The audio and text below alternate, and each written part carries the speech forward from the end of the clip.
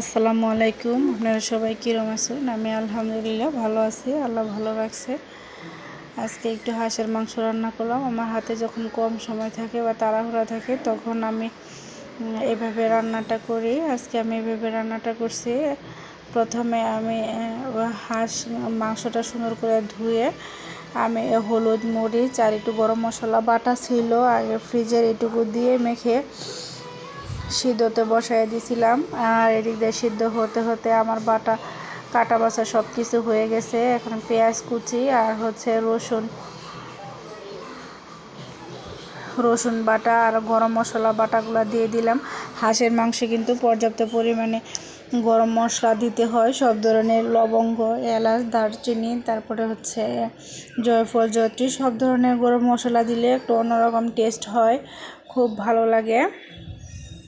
আমি সব ধরনের গরম মশলাটা দিয়ে 10 থেকে 15 মিনিটের মতো ঢেকে দিব।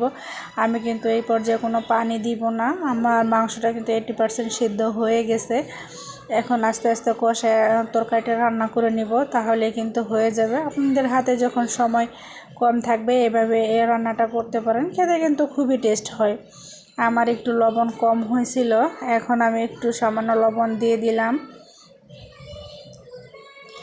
দিয়ে আর 15 মিনিটের মতো আমি ঢেকে দিব। ঢেকে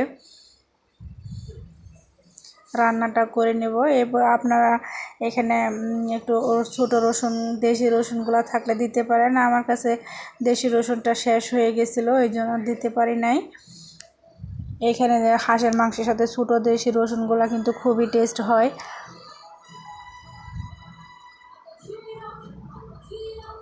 আমি অল্প একটু আলু দিয়ে রান্নাটা করছি। আপনারা চাইলে আলুটা নাও দিতে পারেন। আমাদের পাশে সবাই আলু আবার অনেক পছন্দ করে, এই জন্য অল্প একটু আলু দিয়েছি।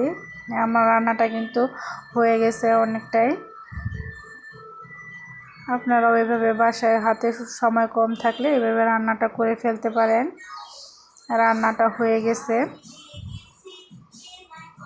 সবাই ভালো থাকবেন, আমার জন্য দোয়া করবেন। আল্লাহ হাফেজ।